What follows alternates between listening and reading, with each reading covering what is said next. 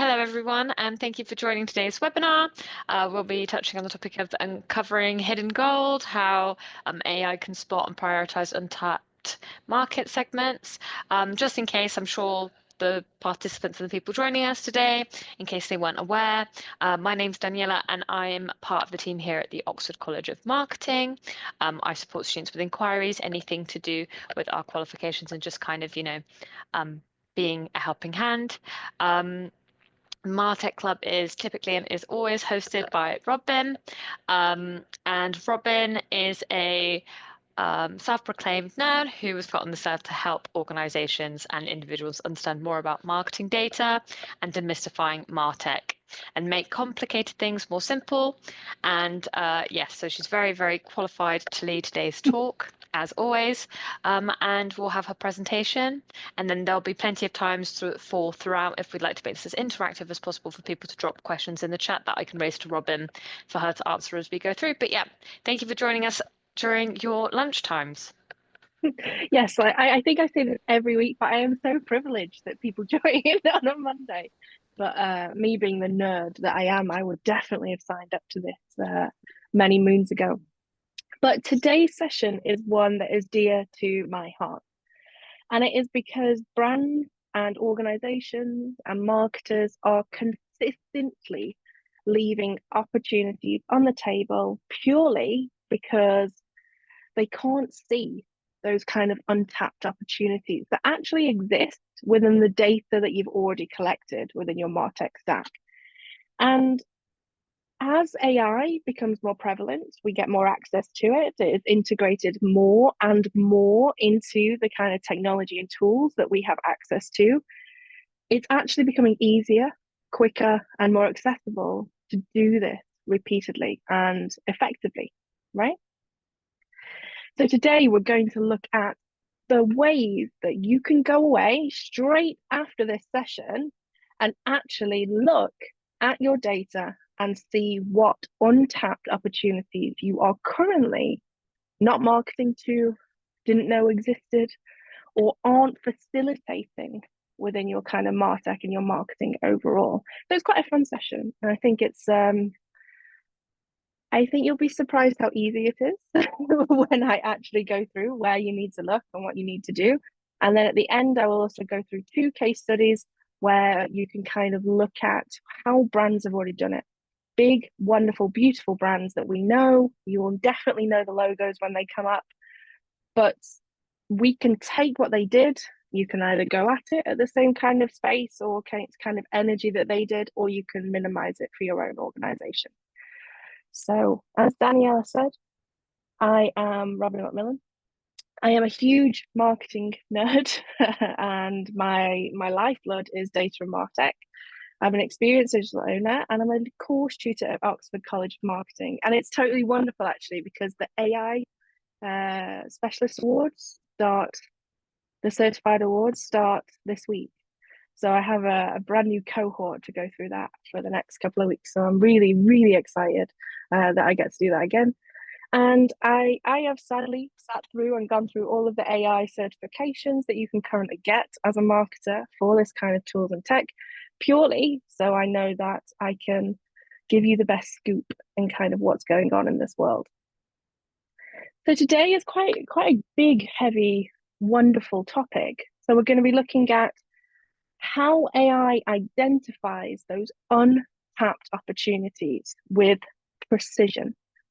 We no longer have to assume, take time and resources to get that data.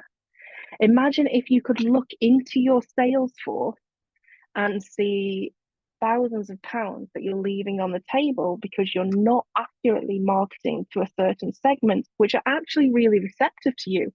You're just not talking to them in the way that they need to be spoken to. They aren't feeling seen and heard by what you're currently doing because your marketing is ignoring that segment overall. We're going to look at how to strategize approaches to prioritizing market segments effectively, because even though there may be all of these market segments, which ones are actually going to be the most beneficial for you? Which ones should you prioritize kind of moving forward with? We're going to look into those kind of insights from those 2 case studies that we're going to look at. And that's kind of where they did successful AI-driven segmentation. And then we're going to look at tools and methodologies to integrate this moving forward. As always, if you have any questions, please put them in the chat. Daniela does make sure I don't miss any. She is truly wonderful. And you can also pick back up any questions in the Martech Slack afterwards. I'm always in there to be able to answer any further questions. So I've laid the groundwork, so let's get going. I love AI. I think you all know that, right? But AI's role in marketing is revolutionary. And I don't use that word often or without purpose, right? It elevates our strategies. It allows us to create hyper-personalized customer interactions, which is the core, actually, of understanding your untapped segments.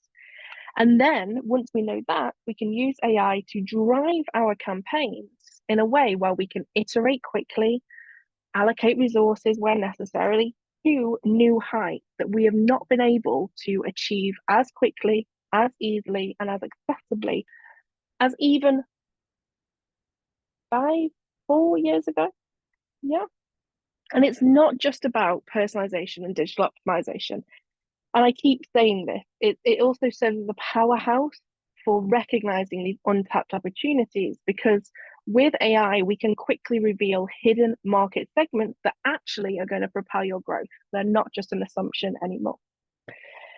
The next wave of AI tools that we're actually seeing infiltrating the market at the moment are redefining brand loyalty, and they are setting an exhilarating new standard for what we should class as modern marketing.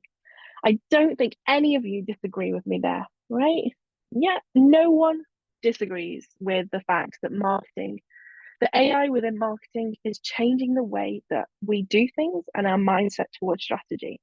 But what we are still failing to do is use it to activate all of the data that we have access to, and utilize it to make our current marketing do more for us. Yeah, we're very stuck in the whizzy side of AI within marketing. So look, I can create new imagery really quickly. I can create beautiful videos. I can create X, Y, and Z within Midjourney. Yes, the generative side is glorious, but actually, let's use its super powerful logistical kind of side and discover where we're missing out as organizations and brands. The world is so noisy within the digital space. If we are leaving opportunities on the table that we can access with the data we already have access to, we're not utilizing all of the things that we have at our expense. Yeah. So that's the role that I'm talking about today. And I keep using this term untapped opportunities, right?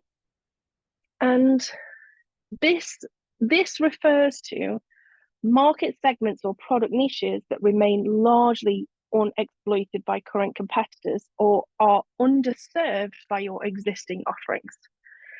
And these gaps can occur for several reasons, actually. So the main one, and the one that we can use AI within our Martech stack very easily to support, is overlooked segments. Certain customer groups might be ignored due to niche data that we collect about them, so it doesn't quite fit into our tags when we actually put them into our CRMs, for example. Unique demographic characteristics, they may be slightly older than we assume our segments to be, so we kind of don't market to them, or emerging lifestyle trends, so they may have moved out of an area that we class as like bountiful, for example. And we might not have noticed these segments because traditional market research, data collection and allocation, or historical sales data kind of just ignores them. Yeah, it just flags them off and allows us to work with the segments we're very used to working with. The other issue is that it could be an innovation gap. So existing products or services that you offer may not fully address their specific needs, leaving room for those new solutions that better serve these customers.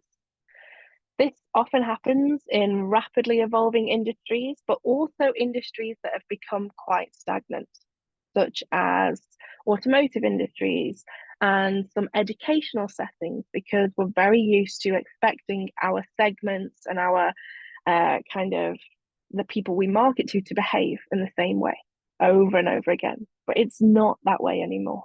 Yeah.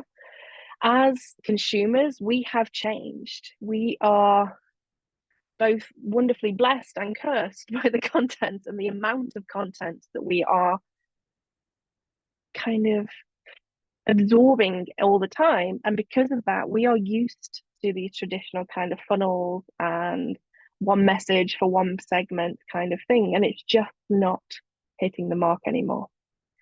And then we have geographic or cultural niches. So some regions you may automatically not market to. And companies that actually adapt their offerings to those unique segments can unlock significant potential. And a big one is changing consumer behavior. So if our marketing, our segmentation, our view of our customers is not evolving, we are working on incredibly outdated data and expectations and assumptions. So actually, by looking at the data afresh, all of our data in one place, using AI processes and quick, wonderful MarTech tools to truly begin to understand what is now going on, not what was going on, and what worked then, not what works now, we can actually start to make a difference. So, do you think that there are untapped opportunities within the data that you have already had access to within your organizations? You can let me know in the chat. You can give me a thumbs up, thumbs down, I don't mind. But I have worked with 111 companies over the past 2 years, and the biggest and quickest way for them to move their organization forward is to utilize the data and segments they already have and truly begin to understand what that data means for them. For example, one customer was going to go kind of off the edge towards the end of COVID. And if they had not pivoted and recognized that their target audience, because they were 15 years older than when they started, their main body audience had also grown up. So by changing the terminology within their kind of connections and outreach, they significantly raised their kind of conversion and value per customer by over 18% in 6 months. That's huge. Yeah. And all it meant was all that they had to do was truly recognize that something wasn't working, go back into their data. They did a feedback loop, and then they were able to iterate moving forward. But they had reams of data, right? So if we'd have done this traditionally, it probably would have taken weeks, months to truly analyze that data. By using AI MarTech and MarTech platforms and a new CDP, a customer data platform, they were easily able to recognize this opportunity that they had. So the one thing that we need to recognize, though, is that precision is vital. Precision in identifying marketing opportunities is truly vital because it ensures that every marketing resource is spent on initiatives with the highest potential for return. By accurately pinpointing high-value segments, companies can allocate resources more effectively, reduce wasted spend, and accelerate growth. With a better focus, teams can craft campaigns that resonate deeply with targeted audiences. And what does that do? It boosts ROI and fosters sustainable choice and movement into those new segments. And AI within MarTech is actually a huge game changer in that process because the advanced algorithms can analyze vast data sets from consumer behavior to market trends in real time, revealing those subtle patterns and hidden niches that traditional methods might miss. Yeah. And this precision empowers marketers to not only optimize current strategies, oh, bless me, but also uncover new opportunities incredibly rapidly. And that is the key to staying successful moving forward. And we'll dive into this later, but these intelligent AI-driven systems enable proactive decision making, and that transforms how we can discover but then act upon untapped market segments. Yeah. And this is both internally within our own organizations as marketers, so the kind of segments we are failing to tap into, but also external ones, yeah, which we will see shortly. I think I have said this on probably every single webinar that we do. I am lovingly named the data goblin in many a Slack channel. And that is because for most of my early career with Apple, I was just gathering data like a troll under a bridge. And all of our decisions within AI-driven processes start with data. AI platforms and anything that has AI at the front of it only understands the world by the data it is trained upon or given. Yeah. And the foundation of any AI-driven marketing strategy, especially when we're looking at new segments to market to, lies in gathering and interpreting vast amounts of diverse data. And that data forms the kind of bedrock on which AI systems can reveal hidden market segments and niche demands. So when we're starting to do this process, we want to look at what opportunities we're leaving on the table as an organization and how we then market to those segments to provide an ROI to the organization. Yeah. The way we start that is with our initial data journey. When we are searching for untapped opportunities, this is our beginning. And the way you can easily go away and look at what and who and how people are interacting with your organization through your marketing is through these 4 spaces. Yeah. This is where we begin to see where we are failing in our efficiency moving forward. So the first thing that we can do is look at your social media insights. Now, who tracks their social media? Yeah, many people. It's a very normal place to start. We probably have reams and reams of data from our social media, but they're actually a gold mine for unfiltered customer opinions and emerging trends. You can actually use AI driven platforms that look for things like engagement metrics, hashtags, and sentiment to uncover what people are talking about and identify emerging trends before they become mainstream. So this can be within what's already happening in your organization or a place you want to then move into. So social listening tools are wonderful here. Any sort of AI bot that looks for hashtags or use of certain terminology online all allows you to see where you could market to. If you suddenly recognize that America is talking about your service and it looks like somebody isn't doing it in the way that you're doing or your product, you can then decide to move into that untapped geographical area. But also, if your customers, the customers who have already interacted with you, are talking about they want to learn more about MarTech or anything like that, you can then offer something, a training, a course, a power hour that services that untapped need. Because obviously, they either don't know that you do it or you are not offering that service yet, but could easily do that, right? So that's the first place that you can kind of start to take your information from. The next is CRM systems. So every organization and their dog has some sort of CRM system. My caveat here is, when was that CRM set up? Is it connected to all of your other marketing technology, or does it exist on its own little vacuum? Because if it exists on its own and it doesn't have the most up-to-date information and data, the segmentation choices you make from that will not be useful.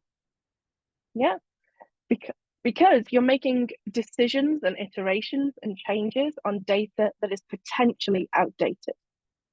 What you'll also find is organizations have a CRM and they will have Salesforce on top of that. And one is much more adaptive than the other, but trying to get them to talk to each other and to map that data so you can use that to move forward and make decisions of who you're going to market to next, what is your next campaign content, what product or service are you going to highlight. The most up-to-date data is the way that you win in that, right? And CRM systems and platforms are a treasure trove of customer information. I don't know what you decide to collect in your CRM, but you can have purchase history, interaction records, all that kind of stuff.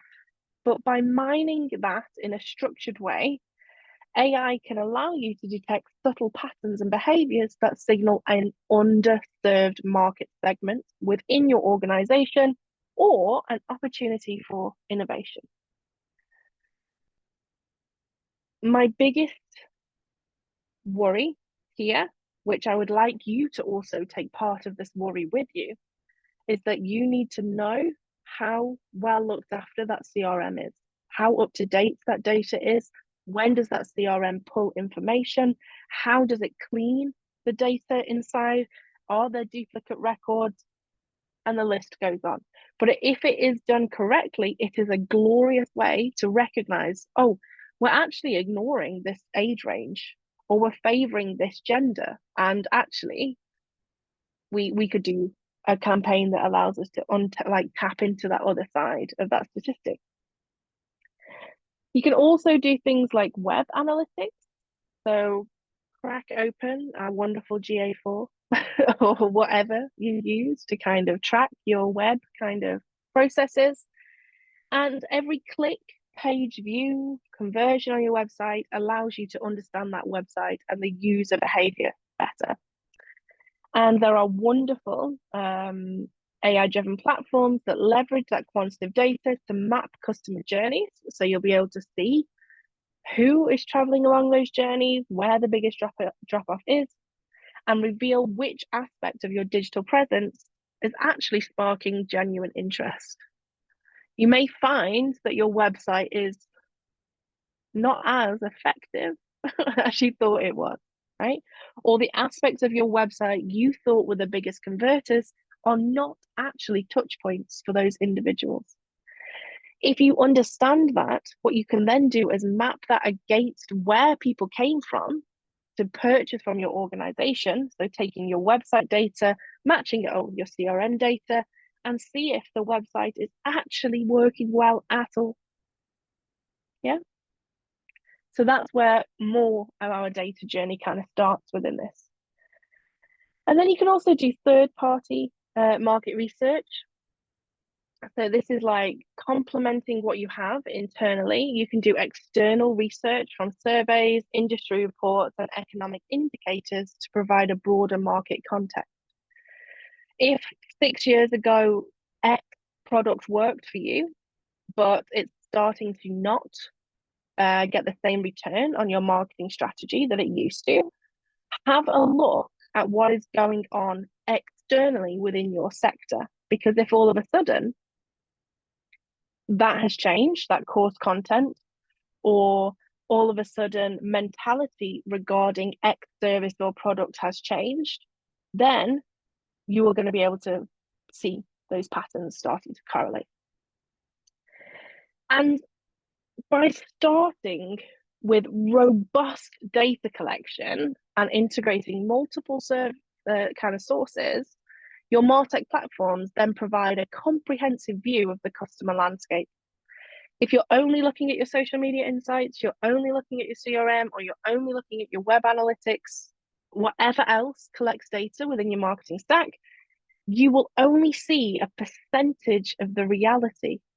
And if you only see a percentage of the reality and make choices on that, things start to become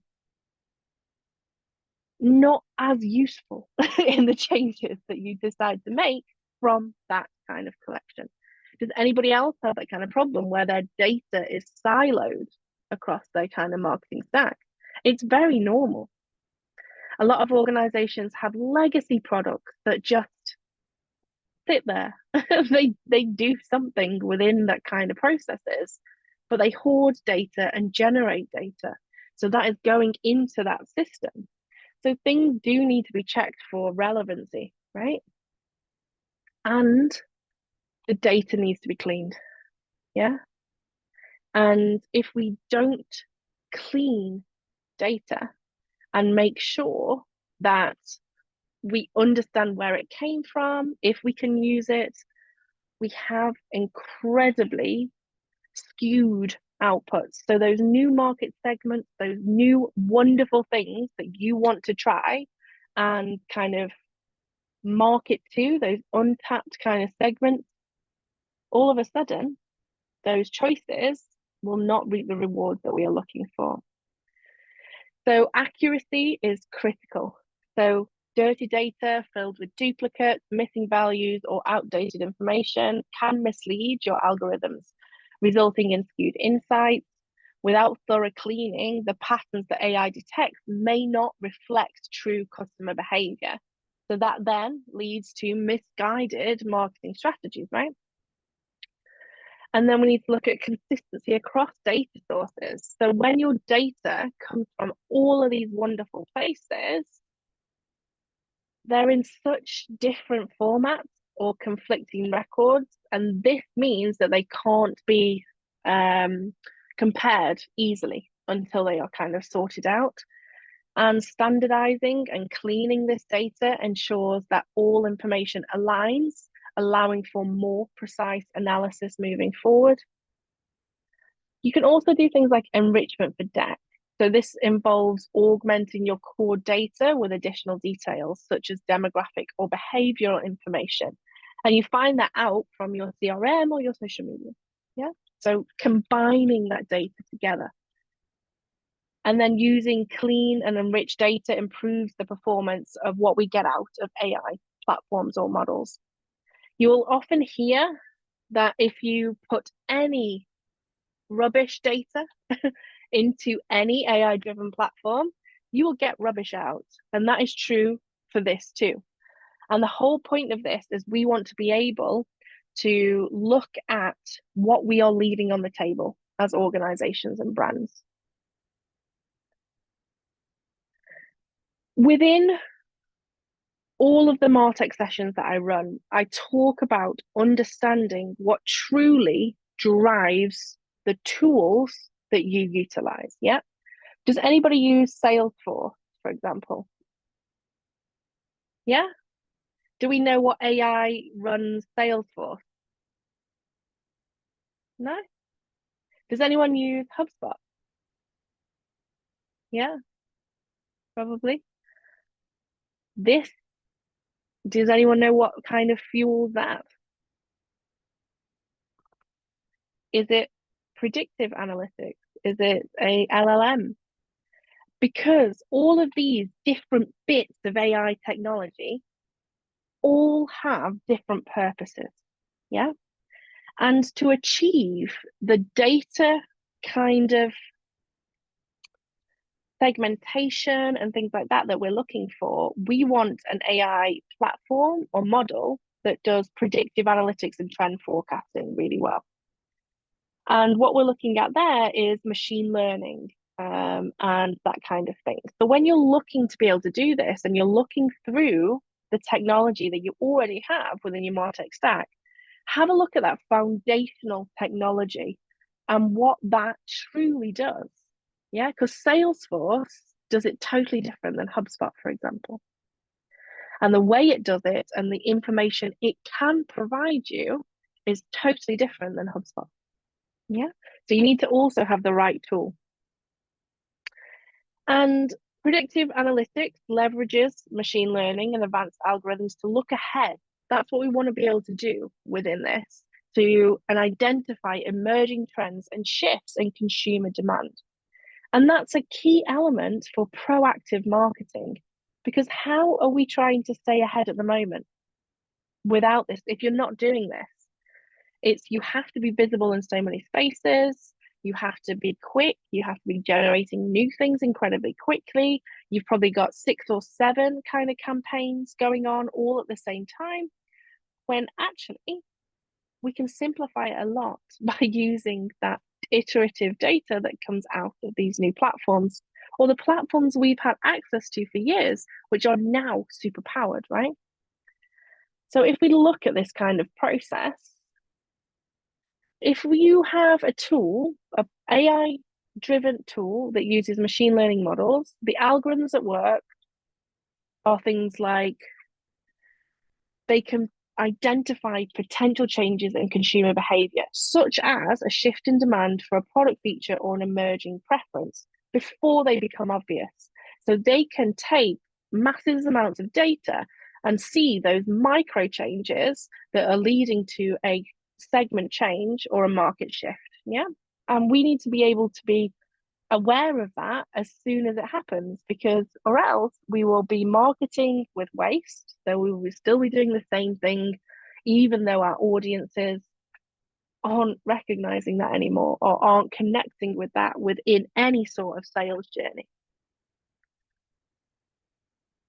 We also have MarTech integration. So modern MarTech platforms use these kind of machine learning models and predictive analytics and trend forecasting. So this allows us to be able to see and monitor predictive insights without I tried to put like 4 words together at the same time then, without deep technical expertise. Yeah. So if you use, let's have a think. If you use something like Metrical as a social media kind of scheduler, it now, if you have been posting in there kind of consistently for more than 2 weeks, it shows you what people are going to be potentially searching for based on their behaviors over the past 2 weeks. So that means you can align your content with the data that showcases what people are expecting to come next. How wonderful is that? Yeah. And by doing that, and by using the data that we hold within our organizations, our marketing kind of treasure trove of data, we can create the kind of content that we need to for these kind of micro segments, meaning that we are servicing and supporting our clients, consumers, communities to be seen, heard, and valued by our brand incredibly quickly, as if we are predicting their needs and wants, and in a way that services them. It's incredibly powerful now. And none of this is not already available in your MarTech stack. If you have a CRM, if you have some sort of social insights, if you have some sort of web analytics, all of this kind of opportunity is within those reports that already sit within your MarTech stack. When did you last have a check of your GA4 reports? What, for example, what a lot of automotive companies do is they assume that their brand new car is the one that's going to sell the most, yeah? Where in actual fact, over the past 2 years, what they've seen is never really the first one, but they put so much money into that newest car, that top of the line. It's actually 2 or 3 back. So what Volkswagen did was they started to still keep up with the marketing of the older models, and they had a 14% increase of car purchases in 1 year. That was not last year, the year before. And that's huge. Yeah. That's like, cars are lasting longer if you're not going for a lease and things like that. So the automotive industry really needs to understand where those untapped markets are. And just by looking at where people were more inclined to be on their websites, they recognize we're missing a trick here. We're putting all of our money into this, whereas actually we can rebalance the scales here. Yeah. So have a look at the data that is sitting within your kind of website, because it's truly powerful, actually. And this integration into the platforms that we already have access to means other marketing teams can make informed decisions based on robust data analysis. As long as your data's good, tailoring our choices to anticipate these changes. Yeah. And it's incredibly powerful. But what we tend to do as organizations is we just chase forward. We don't look back. And by not actually analyzing an overview kind of viewpoint of everything, we are missing out on opportunities all the time. It's not always about promoting the new thing. Yeah. And companies do get sucked into that, realistically. The wonderful thing with these new AI kind of powered marketing capabilities is things like trend detection. So we get things like real-time insights now, because we can continuously monitor many data streams. And that can be from social media chatter to search volume spikes. We've got all these systems that are doing it for us now. So for example, if a surge in online discussions around eco-friendly packaging is detected, we could then create content for a specific segment or kind of group of individuals that will be more inclined to kind of work with a brand that is using eco-friendly packaging, as long as you are, of course. No greenwashing here, please. And just by knowing that that is now a current expectation or trend, you can then alter your messaging to adhere to that new trend, or add a new version of your marketing to talk to that individual. And it's just about making sure we are staying relevant. And the marketing benefits of like trend detection, when we really think about it, is that with these real-time analytics, marketing teams are empowered to launch quickly new things to capture that, right? And to be that early mover without too much resources overall. And then by aligning our messaging with trending topics, brands can boost engagement, relevance, and conversion rates, of course, overall. And how marketing kind of benefits is its proactive campaign development, enhanced personalization, optimized kind of resource allocation, and of course, competitive edge. Yeah. Because what we're actually using that data to do, realistically, is advanced customer segmentation. At the very base of it, we are using that data to, instead of just relying on our segments, our tags of maybe many moons ago that we have not changed, we are actually renewing our understanding of those that interact with us. And one way that we do that is by micro segmentation. And this precision reveals hidden segments that may have been overlooked, because all of a sudden we can understand that it's not just females under 40 who own a car. It's actually, it may not even matter about the gender, but we'll go females under 40. They've experienced X, Y, and Z. They've searched for this. They tend to be online at this time. So we can all of a sudden change when our email campaigns go out to them, because they are more active than other women under 40 who own a car at nighttime compared to lunchtime, right? So by micro segmenting and going further into the lives and the understanding of these individuals, then we are able to tailor our marketing to stop leaving that opportunity on the table, because they may not interact with your content if it is sent too early in the day compared to those other women under 40 who own a car. We can then do wonderful things like personalization tactics.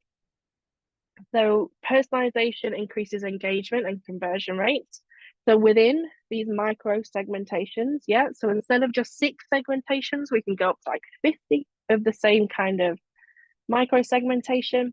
But also within that micro segmentation, because of things like generative AI, so if you look at platforms like Agilic, MailerLite, personalization options, we can send content in a way that suits those micro segments without having to put additional resources into that process.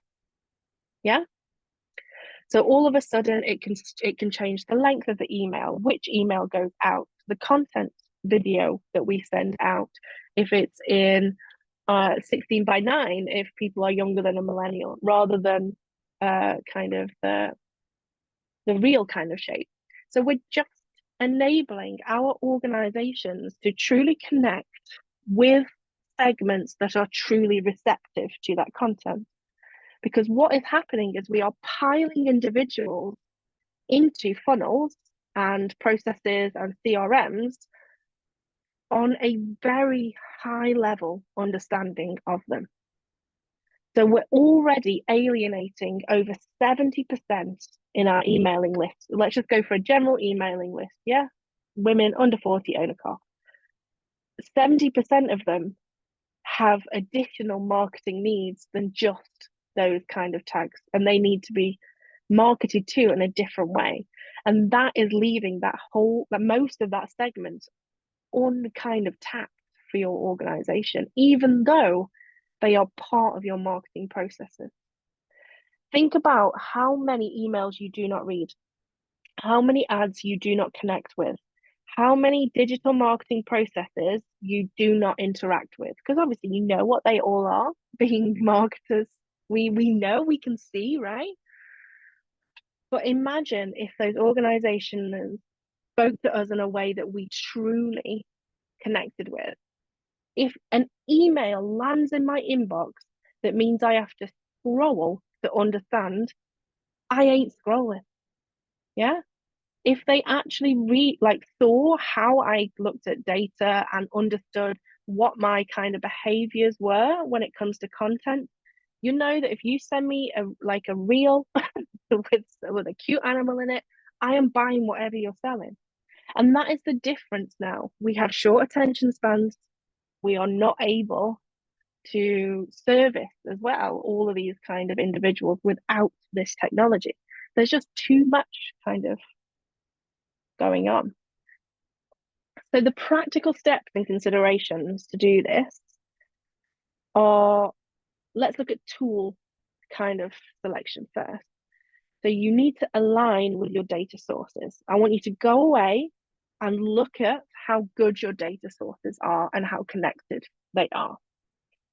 You then need to look at what AI processes predictively and forecast kind of versions your tools already do.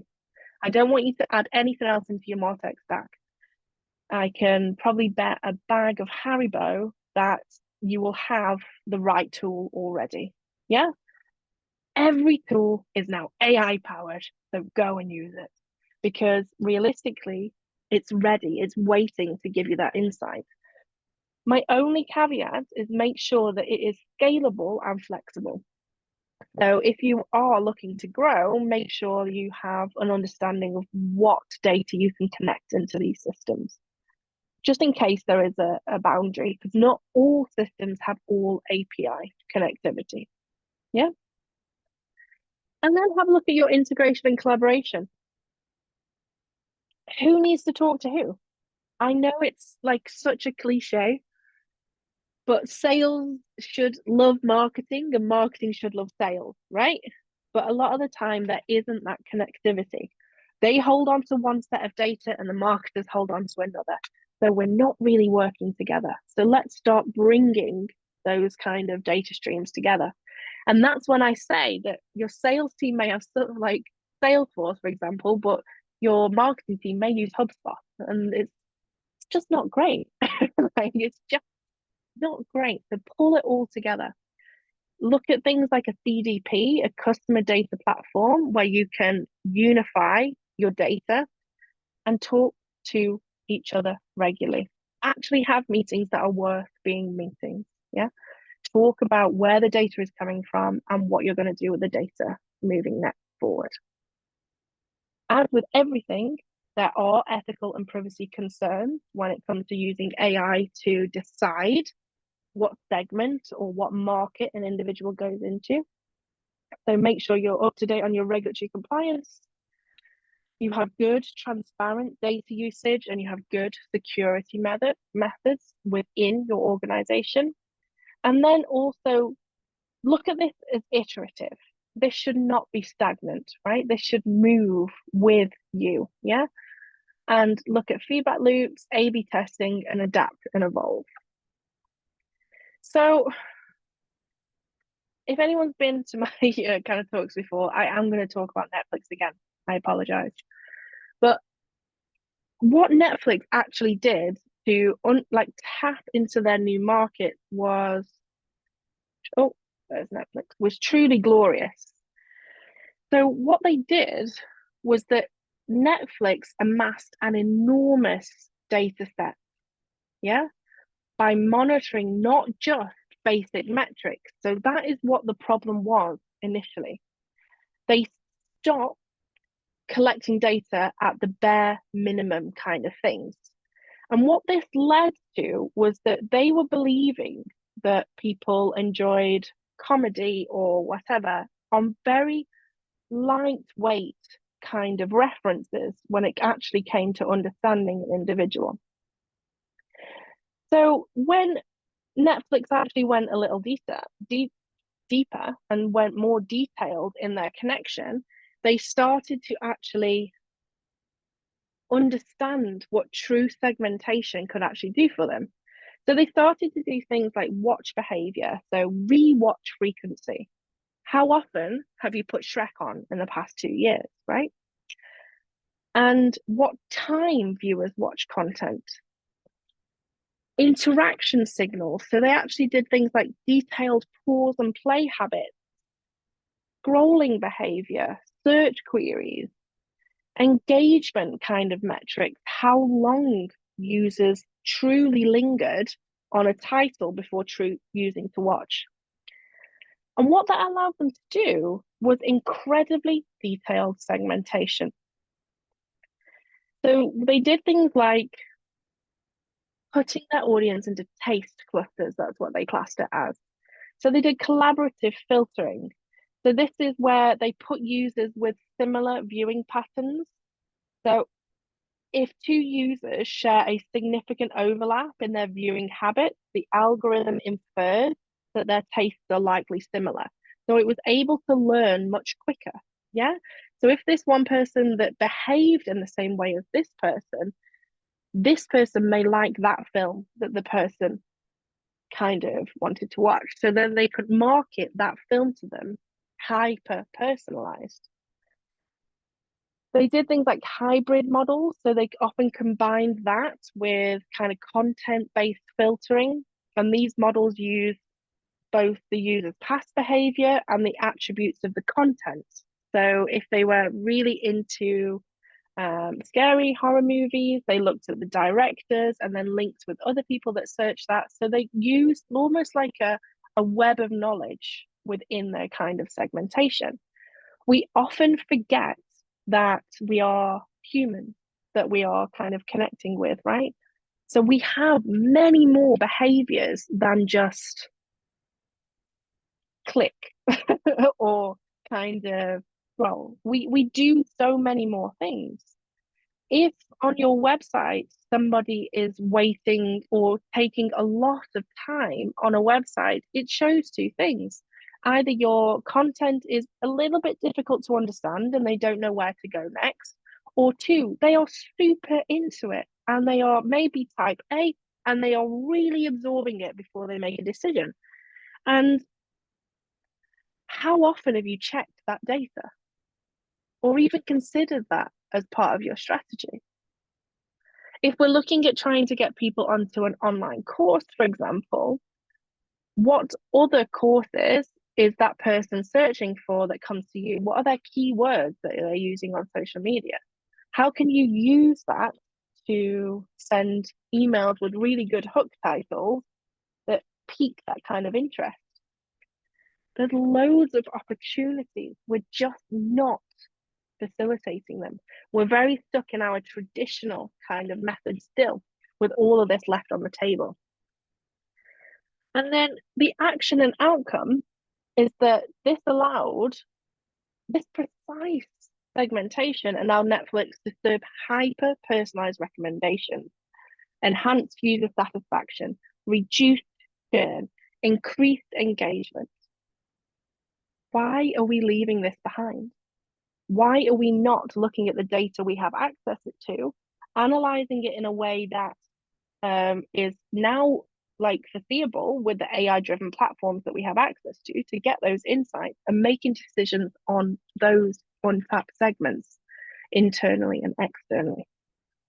Yeah, I think it's incredibly powerful, the opportunities that we actually have at the end of the day now, realistically.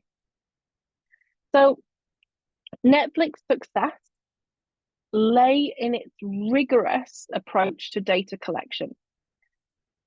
It also then put that into great, really wonderfully sophisticated segmentation techniques, but that was powered by their internal marketing systems. So ActiveCampaign, for example, it was the way they set up those triggers to pull that individual in from their central CRM or customer data platform.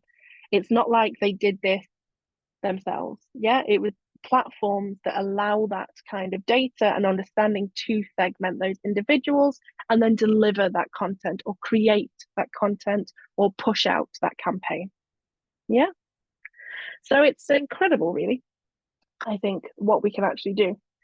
And by following that kind of framework, looking at the data you have access to, being out of the box with the data, segmentating based on those new kind of connections you have found within the data, and then delivering content to them to facilitate those individuals is the way that you will be able to use those untapped markets to move forward. It's not like you have to rebuild something new. This is all stuff you can go away and do directly from the stuff you already have kind of put into your MarTech stack and your marketing processes. So my question to you is, do you think it would be worth it? Do you think going back to the data you have access to, utilizing better the platforms that you have access to recognize that you are leaving opportunities on the table, to then be able to facilitate content to them through your kind of hyper personalization or your segmentation systems, do you think it is worth it?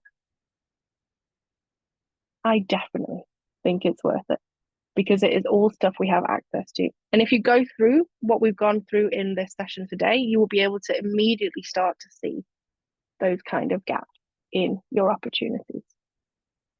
So that's the end for me today. Now I've dropped that mic at the end of that session. Hello everyone. So yes, feel free to drop any questions in the chat for Robyn to answer. Would you like to tell people about the Substack? Yeah, of course. It's a Slack channel, and it's run by me and Oxford College of Marketing, and it's just a place where I put all my slides. You can ask me any questions after. You can also talk to other marketers that are kind of battling this wonderful world all together, and it is a totally free space, just to kind of see what's going on within this world in between the market clubs. Yes, definitely. It's very, very interesting. So make use of all of these resources available to you. In terms of if you're kind of in marketing already or looking to kind of put your foot in the door in terms of a qualification, branch out in terms of knowledge, gain a little bit more theory, you can always look into the Oxford College of Marketing and see some of the qualifications that we offer. Robyn teaches the MarTech Club and the AI. Yep. So we have the AI accredited award, which is a very popular qualification. It's just a short 6-week course, which you can take, and the fee starts at £360, so it's quite affordable, quite accessible, and essentially you could get brushed up to date with everything that's kind of changing and updating, because everything just moves so quickly. Yeah. Yeah, it moves so quickly. And then in the future, if you're looking to maybe gain the diploma, you can always use that to contribute to one of your modules in the diploma as well. So there's always a next step or next stage for looking to upskill. You can also always reach out to my team directly and book a one-to-one consultation with myself. And that just means if you're unsure about what your next steps are, but you'd like to learn something new, you'd like to get another qualification, or you'd like to, again, upskill, then we'd be always more than happy to have a conversation with you and kind of see what the next steps might look like for you. And yes, it's quite helpful to have that chat, because you never know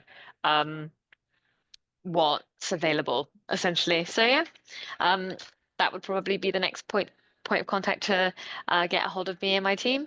But otherwise, it was lovely seeing you guys all at lunchtime. Feel free to, again, make use of the Substack. And otherwise, we can always see you next time, which will be in 2 weeks. Yes. Yes. It goes so quickly in between. I'm like, yeah, it is 2 weeks. It does fly by. It really does fly by. Well, it's been a pleasure to spend today with you. Yes, it has been, Robyn.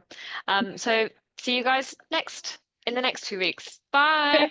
See you soon. Bye. Bye, everyone.